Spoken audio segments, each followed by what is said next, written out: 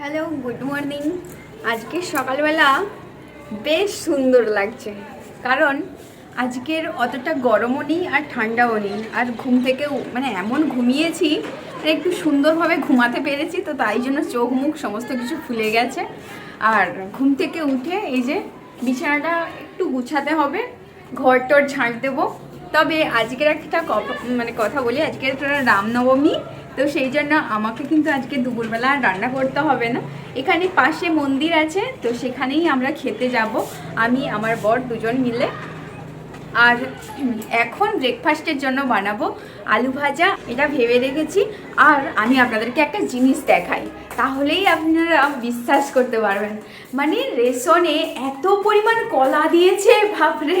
আর সবগুলো কলা একসঙ্গেই পেকে গেছে। তো এটাই হচ্ছে দুর্ভাগ্য আমাদের।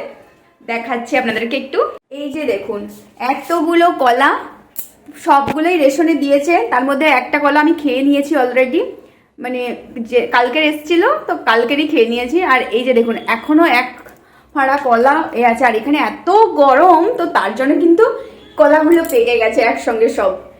মানে আমার তো মনে হয়েছিল 2-3-4টে কলা, যটা ইচ্ছা কলা খেয়ে নাও, তারপরে মানে আর কিছু করতে হতো না তাহলে। কিন্তু আমার বর মুড়ি টুড়ি না খেয়ে কাজ করতে ঠিক পারে না, তেমন একটা পছন্দ করে না কলা টলা, তো সেই জন্য একটু আলু ভাজা করব। তো এটাই আর কি। আর আজকে ভালো লাগছে, অনেক দিন পরে এরকম মানে কোথাও গিয়ে খাওয়ার নিমন্ত্রণ, তো সেটা বেশ ভালো লাগছে। কারণ আমার তো বেশ ভালো লাগে এরকম, যে কোথাও মানে ঠাকুরের অনুষ্ঠান আর সেখানে সবাই আসছে, তো বেশ ভালো লাগছে। আর জানি না মানে কতজন আসবে, কিন্তু আমার বান্ধবীরা যাচ্ছে, তো এটা আমার বেশি ভালো লাগছে। দেখা যাক কি হয়। আর আজকে সকালটা জাস্ট আপনাদেরকে একটু দেখাই। দেখুন কতটা সুন্দর আকাশটা, কতটা সুন্দর। আর এই যে পাখি বসে আছেন দুটো, এত সুন্দর সকাল বলার কথা নয়। আর এই পাশে দেখুন এই সবাই মর্নিং ওয়াকে যাচ্ছে, এখন হালকা রোদ উঠেছে, এটাই আর কি। সব মিলিয়ে দারুণ। দেখুন আমার মানে কি বলবো, যে কোথাও যাব আমি ভাবছিলাম যে আজকের অন্তত আমি একটু ভালোভাবে সেজে গুজে যাব, কারণ এখানে যখনই কোথাও কিছু অনুষ্ঠান হয় আমার বর ঠিক লাস্ট মুহূর্তে আমাকে জানায় যে এরকম হবে আর যেতে হবে, তোমাকে রেডি হও তাড়াতাড়ি করে, 5 মিনিটের মধ্যে আমাকে বেরিয়ে যেতে হয়। মানে জামা পরবো, চুল চিরুনি করবো কি করবো না, মানে সেটাই ভেবে উঠতে পারি না। তো আজকেরও সেইটাই হচ্ছে, কারণ প্রত্যেক দিন আমি বলি যে তুমি কাজ থেকে বেরোনোর কিছু সময় আগে বলবে। তো এখন বাজে 1:30, এখন পর্যন্ত আমার বরের আসার কোনো নাম নেই। সেখান থেকে বলছে যে আমি 5 মিনিটের মধ্যে যাচ্ছি, তুমি রেডি হয়ে যাও। তো আমি যে কি তাড়াহুড়োর মধ্যে আছি বলার কথা নয়, মানে ও এইখান থেকে এখানে আসতেই 5 মিনিট টাইম লাগবে। তো 5 মিনিটের মধ্যে মানে ও উপরে আর উঠবে না, আমাকে রেডি হয়ে তারপরে নিচে যেতে হবে। প্রচণ্ড তাড়াহুড়োর মধ্যে আছি, তো এখন রেডি হয়ে যাই, তারপরে কথা হচ্ছে। রেডি হয়ে গেছি, তো এখন খেতে যাব। রামনবমীর উপলক্ষে আমাদেরকে ইনভাইট করেছে, তো যাই, দেরি হয়ে গেছে, বর চলে এসছে। কি যে রোদ উঠেছে আজকে, জাস্ট দেখুন পুরো গা ভাত পা পুড়িয়ে যাচ্ছে।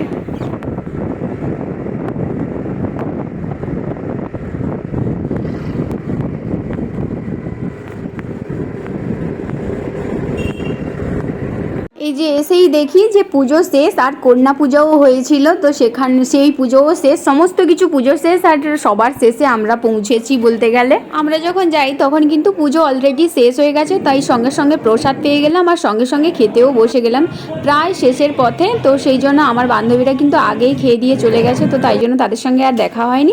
আর আমরাও তাড়াতাড়ি করে খেয়ে নিলাম, আর তারপরে এই যে বাড়ি ফিরছি। খাওয়া দাওয়া করে তারপরে এসে তো ঘুমিয়ে গিয়েছিলাম, ওখানে দারুণ খাবার দাবার করেছিল।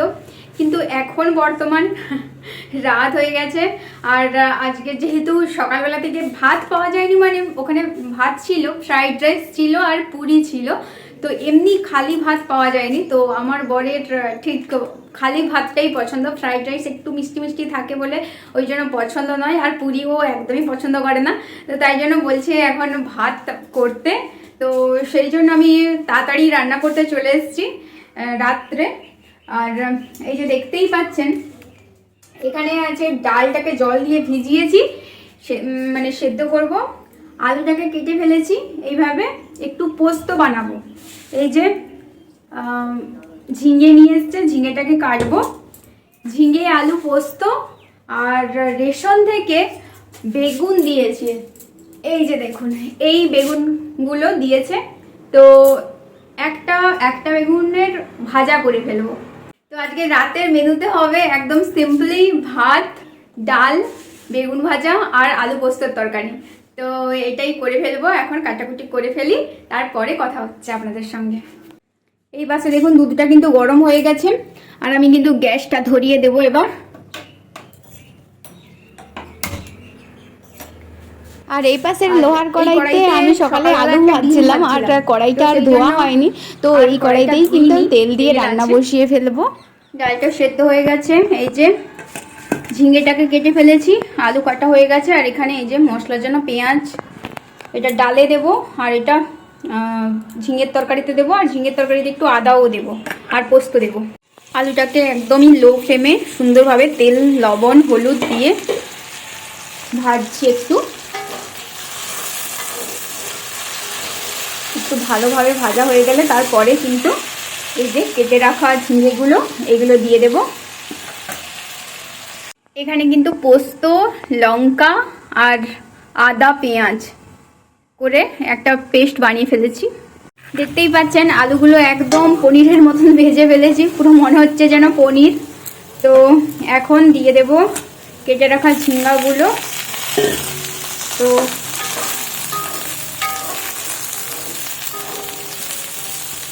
আর কয়েকটা টমেটো দিয়ে দিলাম, টমেটো কুচি।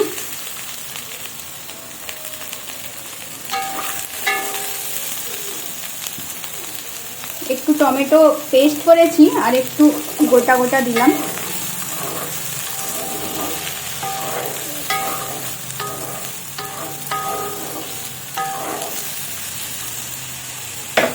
আর এই পাশে চালটা ধুয়ে দেবো, জলটা গরম হোক।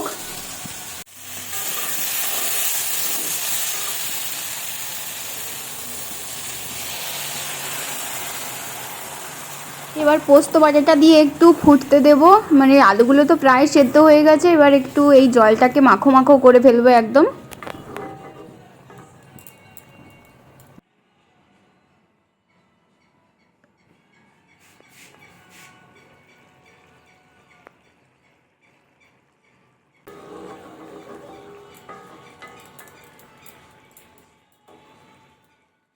এই যে পোস্তটা হয়ে গেছে কিন্তু, আর ডালটা হচ্ছে, একটু জলটা মেরে দেবো। আর ভাতটা এই পাশে হয়ে গেছে। বেগুনে লবণ আর হলুদ মাখালে কি হয়, হাতটা পুরো হলুদ হলুদ হয়ে যায়, তো সেই জন্য আর হলুদ মাখাইনি, তেলের উপর লবণ আর হলুদ দিয়েছি, তারপরে খুন্তি দিয়ে নাড়িয়ে কেটে রাখা গোল গোল করে বেগুনগুলো এখন কিন্তু একে একে ছেড়ে দিচ্ছি তেলের উপর।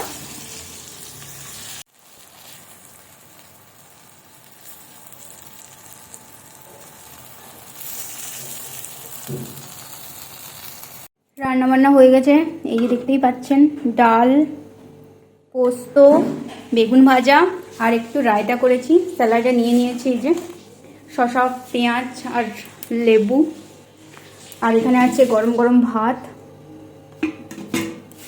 একদম বাঙালিয়ানা খাবার খেয়ে একদম মন মুগ্ধ হয়ে যাচ্ছে। বেগুন ভাজা, ডাল আর আলু পোস্ত, এটাই তো বাঙালির একদম খাবার। ও অনেক দিন পরে মানে রাত্রিবেলা ভাত খাওয়া হলো, কারণ বেশিরভাগ সময় রাত্রিবেলা রুটি বানানোর চেষ্টা করি, কারণ প্রচুর পরিমাণ আটা পড়ে আছে, যেটা শেষ করতেই পারিনি এখনো পর্যন্ত। আমাদের 3টা বস্তা আটা পড়ে আছে, যেটা শেষই করতে পারিনি, 3 বস্তা আটা। আর যে আটার একটাই প্যাকেট কেটেছিলাম, এতদিন হয়ে গেল এখানে একটা প্যাকেটই এতদিন ধরে চলছে, কারণ আমরা প্রচুরই রুটি কম খাই।